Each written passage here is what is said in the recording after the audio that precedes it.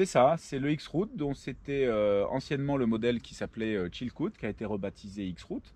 Et donc c'est un vélo qui, comme son nom l'indique, est un petit peu à la croisée des chemins. C'est un all-road et qui permet donc aussi bien de l'équiper dans une configuration route, à la fois avec une transmission en 2.11, 2.12 et des pneus de 30, 32, 35 slick pour avoir une utilisation sur la route en endurance, ou bien de le monter comme il est là aujourd'hui, plus dans une orientation gravel, on va dire presque même gravel race, parce que un vélo all-road, quand on regarde bien, la géométrie est très très proche des gravel race que l'on trouve aujourd'hui sur le marché.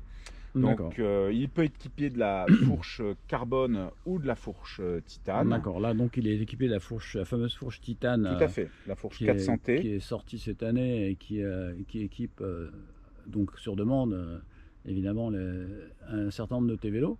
C'est ça, on peut choisir en option la fourche carbone ou la fourche titane sur ce type de cadre. D'accord, il reprend les principes alors du Chilkoot, enfin qui est donc avec ces tubes particulièrement travaillés. Ah, tout tu à peux fait. nous expliquer parce que Oui. un peu le secret de le secret de ce vélo réside un peu dans cette forme donc, toujours dans notre orientation pour essayer de maximiser le confort vertical et mais également d'avoir un vélo très réactif et un peu plus raide, un peu plus dynamique au pédalage.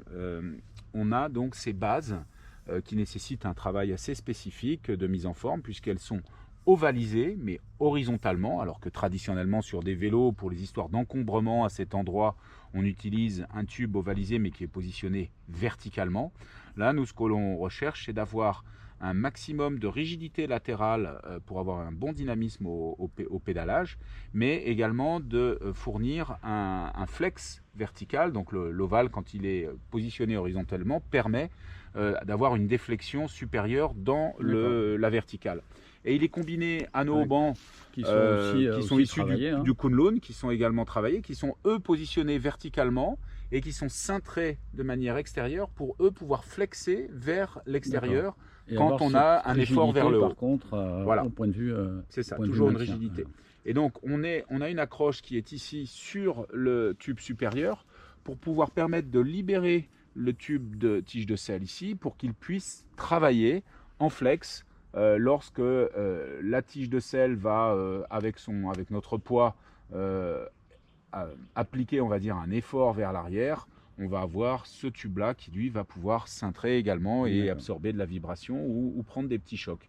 Donc voilà, c'est fait dans ce sens. Donc il est disponible dans les deux versions, mono, double plateau bien sûr. Bien sûr, alors on a le DI2, le câblage DI2 qui est là, qui est prêt. On peut, là il est en AXS donc pas besoin de câble, mais sinon le câble sort ici directement, un câble électrique ou un câble pour une gaine en mécanique. Par l'extrémité de la base. Voilà, c'est ça.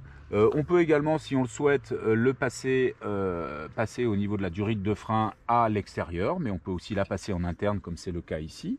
Le boîtier de pédalier est à diamètre différencié, c'est-à-dire qu'on a en partie centrale un diamètre qui est supérieur et qui permet de passer les durites à l'intérieur. Donc même si la durite en théorie doit ressortir, elle ressort du tube ici, elle rentre parce qu'on a une pièce usinée pour avoir suffisamment de clearance au niveau des pneus. On peut monter jusqu'à du 44 pratiquement. Pas creux, là, c'est une pièce. Non, tout à fait. Donc on est obligé de passer un petit peu en dessous et on re-rentre donc dans le boîtier pour ressortir ensuite par ces. C'est pareil pour la fourche. Donc cette fourche qui permet effectivement de recevoir une roue dynamo à l'avant. Alors voilà. Avec des passages complètement intégrés. On a une entrée du câble qui se trouve ici. Le câble va ressortir ici, re-rentrer dans la douille de direction pour cheminer à nouveau dans le tube supérieur et ressortir par le petit trou ici et se fixer là pour le feu arrière. Donc, de la même manière, c'est câblé. Donc voilà, un vélo parfaitement qui intègre parfaitement toutes ces technologies-là. Et donc sa vocation aujourd'hui, on parle beaucoup de all-road. Hein, c'est vraiment un créneau aujourd'hui de marché qui se développe énormément avec la demande finalement sur l'ultra-distance, mais aussi sur des gravels engagés un peu longs, et même les championnats UCI, hein, puisque ça existe hein, maintenant, il y a des gravel races où les gens combattent âprement pour... Exactement, nous on n'est pas forcément... notre focus c'est plus le bikepacking, l'ultra distance, etc. Le gravel race, quelque part, c'est quelque chose de très court, mais on peut dire que ce vélo, sur un parcours qui est pas très lisse, où il y a de l'aspérité, il peut y avoir un certain gain de confort et donc de rendement aussi, comparé à des vélos beaucoup plus raides. Donc, Oui, parce qu'on peut monter des pneus de 38, enfin, ça, ah ben complètement. on Là, peut on aller est jusqu'à en, combien voilà, en... on peut aller jusqu'à 44, on le donne Ah pour oui, 40, mais on peut monter du 44 assez facilement, je dirais. Aussi, il a été conçu pour être roulé en 650B par 48. Donc là, si on a une pratique peut-être un peu plus balade, en roulant un peu plus chargé, en roulant sur des chemins qui vont être déjà un peu plus cassants, enfin, et gagner en confort. Comme par chez nous, par Ouais, exemple. par exemple, en Ouais, 650B pardon, par 48, moi je l'ai essayé comme ça aussi, et le vélo cette monte, elle est quand même assez intéressante parce qu'on a un petit peu la sensation d'un confort Pullman. ouais, c'est moelleux. C'est moelleux, c'est très moelleux. Et en fin de compte, on voit. Alors, on sait qu'on ne peut pas faire de course avec parce que sur le plat, on plafonne assez vite. Ouais. C'est très dur de maintenir des vitesses assez hautes.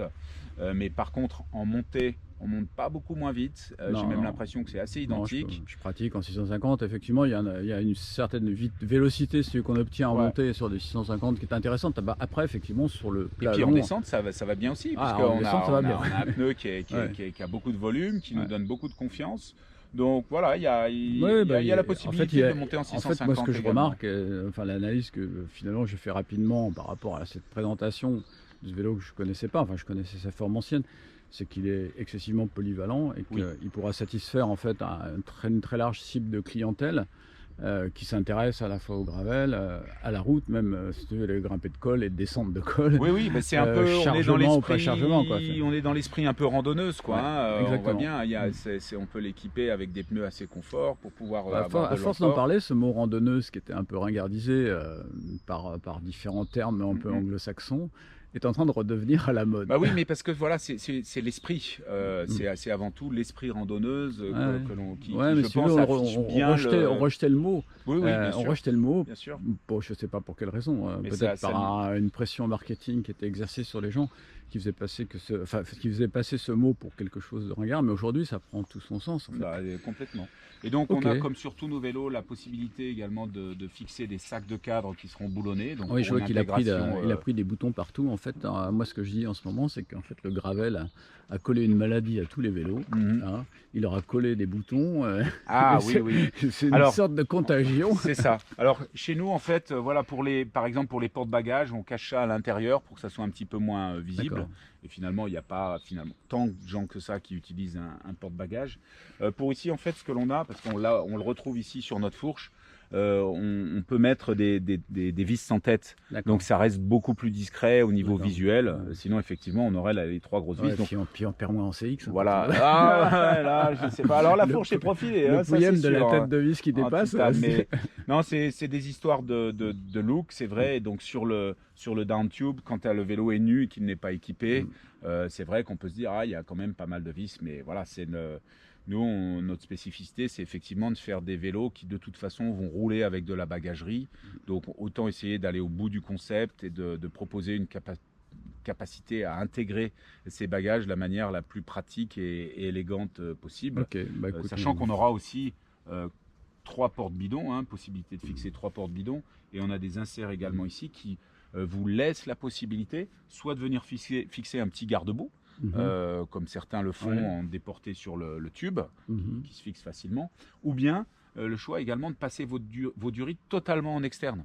La durite interne, c'est super, c'est très beau, c'est très élégant, ça protège les durites, mais il y a un certain nombre de personnes qui partent à l'aventure et qui peuvent vouloir mettre des durites en externe, ou alors qui peuvent vouloir avoir des points d'ancrage pour se dire tiens, je vais repasser quelque chose à la va-vite parce que je suis obligé de réparer, je n'ai pas de tire-câble, je ne veux pas le passer à l'intérieur, ils ont la possibilité de le fixer à l'extérieur.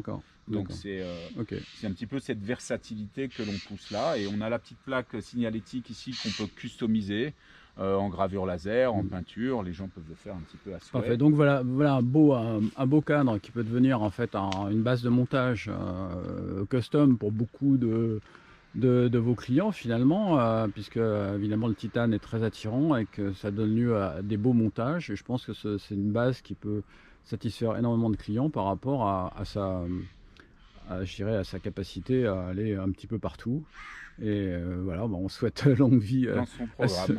Ouais, tout à fait. Non, c'est un modèle qui attire quand même pas mal le public, puisque c'est voilà, c'est un segment sur un vélo où on ne recherche pas forcément l'aspect compétition, mais plutôt l'aspect versatilité. Ouais, mais je le considère pas comme un compromis, parce que je trouve que quand même il est pointu dans les domaines qu'il est capable de couvrir. C'est-à-dire qu'en fait, souvent on dit, voilà, les compromis c'est mauvais, c'est toujours tout moyen en tout, quoi. Et là, je sens quand même qu'il y a quelque chose de différent. C'est un vélo, oui, qui a des bonnes capacités, et notamment, je dirais, même nous, si on le pousse pas vraiment sur du gravel race, c'est pas notre segment. Je pense que on est sur une très bonne machine pour ce genre de pratique, ou en tout cas du gravel sportif, Ouais. un petit peu pour ce qui est proposé pour tous les gens qui viennent souvent de la route, qui se penchent, qui vont vraiment vers le gravel sportif plutôt qu'un gravel aventure tout de suite. En tout cas, c'est une étape. Ok, bah écoute, merci beaucoup Pierre Arnaud pour cette présentation. Et puis on le retrouvera en test sur Bike Café, puisque tu vas nous le laisser un petit peu pour qu'on puisse rouler avec. Et je crois que c'est Mathieu qui va faire le test. Il a un petit programme route, je crois. Voilà. Il m'a dit qu'il veut faire une grande boucle route, et puis il fera aussi un peu de gravel avec. Voilà. Et donc voilà, il pourra vérifier un petit peu comment il se comporte sur ce type de programme. D'accord, mais d'ores et déjà, le vélo, comme je vous l'ai dit tout à l'heure, il est disponible sur le site. Vous pouvez aller retrouver ses caractéristiques techniques, ses angles, etc. Sur le site internet de Chirobike. Voilà. Merci Pierre Arnaud. Allez, au revoir. Au revoir.